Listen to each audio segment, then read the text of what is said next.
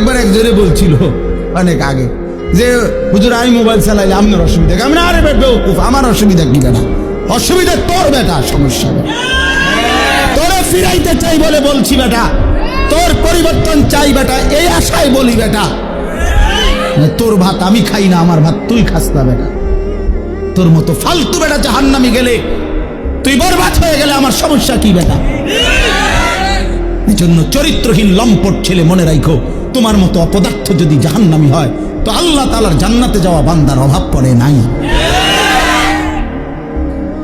দেখো নারী, দেখো ছবি, দেখো এটা উলঙ্গ দৃশ্য, তোর মতো ফালতুরে গণার ধরবার টাইমও তো নাই বেটা। অসুবিধা কি? কত নাফরমান আইলো গেল এই পৃথিবীতে, ইসলাম তো কিচ্ছু হয় না। ইসলামের উপরে পালনকারী, ইসলাম মাননেওয়ালা, আল্লাহর কসম, যেদিন নবী সাল্লাল্লাহু আলাইহি সাল্লামের জামানা থেকে আজ পর্যন্ত সর্বযুগে আল্লাহকে সিজদা দেওয়ালা, তাহাজ্জুদ পড়া, কোরআন পড়া, আল্লাহর কোরআন হিফজ করা, আল্লাহর দ্বীন মানার লোকের কোনো যুগেই ঘাটতি হয় নাই, হবেও না ইনশাআল্লাহ। তো তোমার মতো ফালতু বেটা কামে লাগলে তোমার লাভ, তুমি বরবাদ হইলে কার কি সমস্যা? আমাদের কি সমস্যা? আমার কি সমস্যা বেটা? বেউকুফ, তোর সমস্যা বেটা, তোর সমস্যা। জাহান্নামের আগুনে কষ্ট পাইবি বাপ, এই জন্য তোরে ফিরাইতে চাইছিলাম। খবরের আযাবে কষ্ট পাইবি বেটা, এই রং তামাশার ফুর্তি শেষ হয়ে যাবে, রঙিন ঘুড়ি কাইটা বলবে একদিন।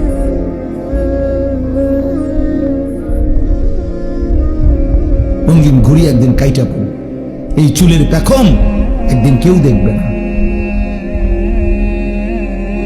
এই যৌবনের অহংকার দোস্ত কেউ দেখে না। এই দেখতে দেখতে ফুরায় যায়, দেখতে দেখতে হারায় যায়, দেখতে দেখতে হারায় যায়। এই জন্য দোস্ত এটা ফিকির করা উচিত। আল্লাহ তাআলা বলছে, বান্দা ওয়ালি তুকমিলুল ইদ্দা, আমি চেয়েছিলাম তুমি আমার পুরোটা মাস পুরা করবে, সবগুলো বন্দিগি পুরা করবা, পুরা করো, পুরা করো। আল্লাহ বলছে পুরা করো, কঠিন হবে না বান্দা, আমি পারবো না। পারবা বান্দা, আল্লাহ বলতেছে পারবা, আমি জানি তুমি পারবা, তুমি না পারলে আমি তোমারে দিতাম।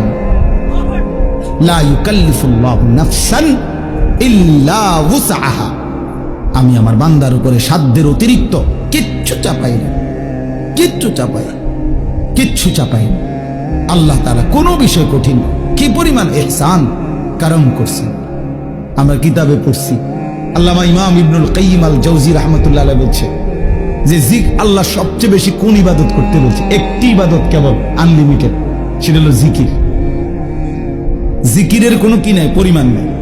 প্রতিদিন 10,000 বার জিকির করলে যথেষ্ট না এমন কথা নাই, আবার 1000 বার করলে হইছে না এমনও নাই। এই জিকির একমাত্র আনলিমিটেড, মানে হিসাব ছাড়া করতে থাকো। কাসীরা উযকুরুল্লাহ যিকরান কাসীরা, কিন্তু নামাজ এটার হিসাব আছে, রোজা এটার হিসাব আছে, যাকাত এটার হিসাব আছে, হজ এটার হিসাব আছে, ঠিক না? মানে শুরু আছে, শেষ আছে, নির্ধারিত সময়সীমা আছে, নির্ধারিত পরিমাণ আছে, নির্ধারিত পরিমাণ। ফরজ 4 রাকাত, আপনি 4.5 রাকাত হলেও বলুন, কথা বুঝছেন? কিন্তু জিকির একটি ইবাদত যেটা জবান দিয়া বান্দা করে, এটা পরিমাণ নির্ধারণ না।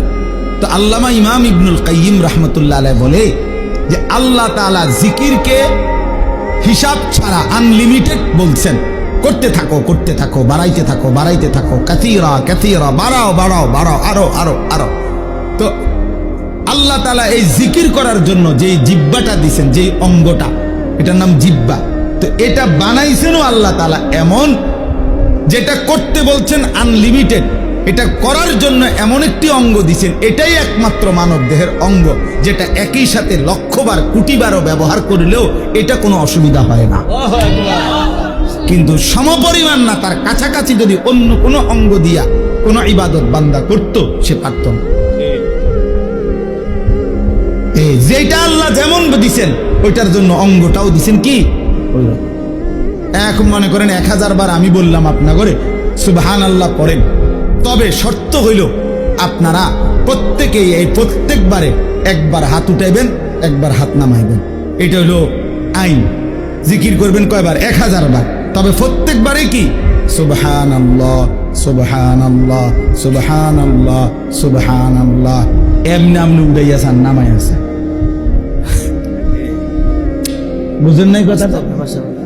100 বারের পরে 50 বারের 60 বারের পরে আপনি বলুন হুজুর পিছা দিয়ে ফেটেন আমাদের খবর, আপনি জিকির আপনি করেন, আপনি আমার একটা আকাম ধরাই দিচ্ছেন, আমি জিকির করবো জিব্বা দিয়ে, আপনি আমার হাতিটারে কীর্তন লাগতাম, আমি আমার দ্বারা হাত চলে না।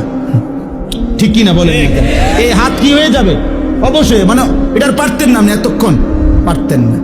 অথচ বুজুর্গানে দিন 24,000 বার জিকির করতো, 12,000 জিকির করতো। ইমামে রব্বানি হযরত মাওলানা রশিদ আহমদ গাঙ্গুহি রাহমাতুল্লাহ আলাইহি শেষ বয়স, যখন চোখ দিয়া পানি পড়ে, যখন বয়স হয়ে গেছে, দুর্বল হয়ে গেছে, আল্লাহর কসম কিতাবে আছে, উনি শেষ বয়সে বলছে উনার ভক্তদেরকে যে বাবারা, আমি তো আর আগের মতো জিকির করতে পারি না, আমার শরীর একদম দুর্বল, আমি একেবারেই দুর্বল হয়ে গেছি। তখন কোন মুরিদ জিজ্ঞাসা করছে, হযরত এই শেষ বয়সে আপনি আল্লাহ পাকের কি পরিমাণ জিকির করেন? তো উনি বলছেন, বাবা আমি তো এখন দিন রাত মিলে সর্বোচ্চ প্রতিদিন 1 লক্ষ বারের বেশি তাসবিহ পড়তে পারি। আল্লাহর কসম আমি কিতাবে পড়ছি, যে সময় তার বয়স 70-এর ঊর্ধ্বে, সেই সময়ে মানুষটা বলতেছে 1 লক্ষ বার।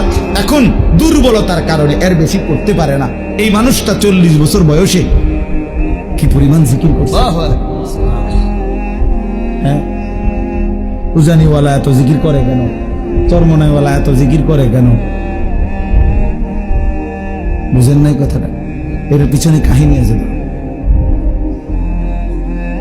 হ্যাঁ, গাঙ্গুহি রহমতুল্লাহ সিলসিলার যারা, তারা খুব বেশি পরিমাণ জিকির করে। জিকির তাদের কলিজার সাথে, শরীরের সাথে মিশে যায়, জবান চলতেই থাকে আল্লাহ পাকের জিকির। তাইলে 1 লক্ষ বার বাদ দেন মিয়া, 1000 বারই যদি সাথে হাত নাড়াইতে হইতো পারতেন। অথচ 1 লক্ষ বার যদি 1 কোটি বারও আপনি এই জিব্বা দিয়ে আল্লাহকে ডাকেন, খোদার কসম জিব্বার কোনো অসুবিধা হবে না।